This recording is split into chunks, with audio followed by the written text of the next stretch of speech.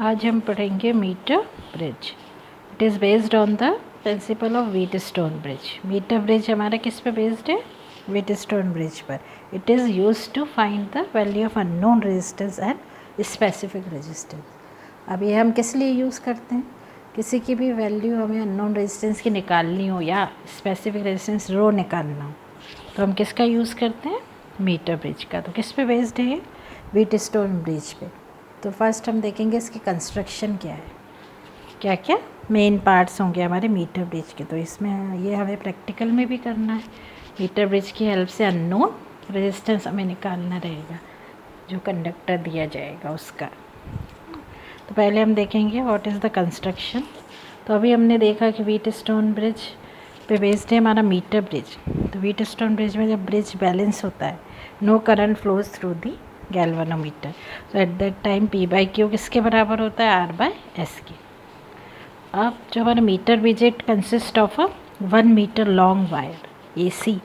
एक 1 metre long wire है जो किसी मेटल का बना होता है, मैग्नीन वगैरह का बना होता है, पर इसकी लेंथ 1 मीटर होती है, 100 सेंटीमीटर।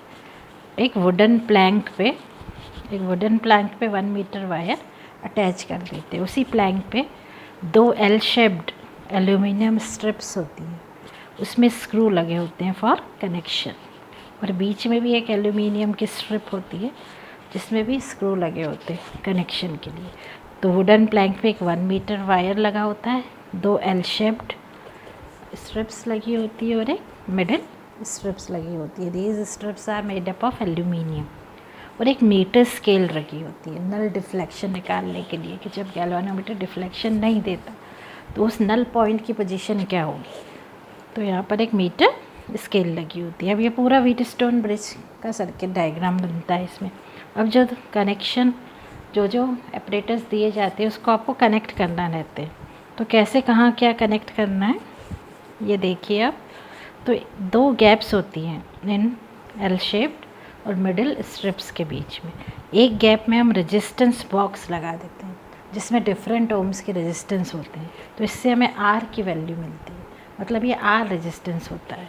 तो एक गैप में हमें क्या लगाना है? Resistance box. अब दूसरे गैप में अननोन रेजिस्टेंस जिसकी वैल्यू हमें निकालनी होती है। जैसे व्हीटस्टोन ब्रिज में PQRS रेजिस्टेंस है हमारे, तो इसमें PQR की वैल्यू नोन रहती है और S की वैल्यू अननोन रहती है जिसकी वैल्यू हमें निकालना होती है। तो S कहलाता है हमारा अननोन रेजिस्टेंस। तो ऐसे ही यहाँ पर रेजिस्टेंस बॉक्स में डिफरेंट ओम्स के रेजिस्टेंस लगे होते हैं जिससे हमें R मिलता है, और एक गैप में हम क्या लगा देते हैं? अननोन रेजिस्टेंस जिसकी वैल्यू हमें निकालनी होती है। अब 2 पॉइंट A और C से बैटरी और की ज्वाइन कर देते हैं, तो A और C से बैटरी लगाना है। अब यहाँ पर गैल्वेनोमीटर को B और D पॉइंट से पूरा व्हीटस्टोन ब्रिज बनाना है। तो जो मिडिल स्ट्रिप का मिडिल स्क्रू है वो D पॉइंट है।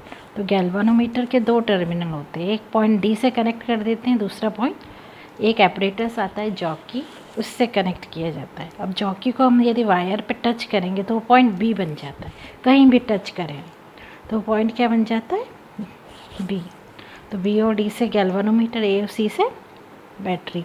अब ये जो हमारा पॉइंट B वो वायर को 2 पार्ट में डिवाइड कर रहा है, तो A से B तक का रेजिस्टेंस P मान लेते हैं और B से C तक का रेजिस्टेंस Q मान लिया जाता है। तो R S P Q R S 4 resistance हमारे हो गए, और B और D से गैल्वेनोमीटर, A और C से बैटरी। तो मतलब पूरा क्या बन रहा है हमारा? Wheatstone bridge. तो हमारा मीटर ब्रिज किस पे वर्क करता है? व्हीटस्टोन ब्रिज पे। अब इसमें भी हम इसका आगे फार्मूला डिराइव करेंगे, तो इसके लिए पहले व्हीटस्टोन ब्रिज का फार्मूला लगाएंगे कि जो हमारा व्हीटस्टोन ब्रिज होता है वो किसके बराबर होता है। उसका फार्मूला क्या होता है? P by Q equals to R by S. तो इसी फार्मूले का यूज़ करके हम क्या निकालेंगे? मीटर ब्रिज के लिए क्या फार्मूला होगा, कैसे हम अननोन रेजिस्टेंस निकालेंगे। क्लियर? तो हम नेक्स्ट वीडियो में देखेंगे।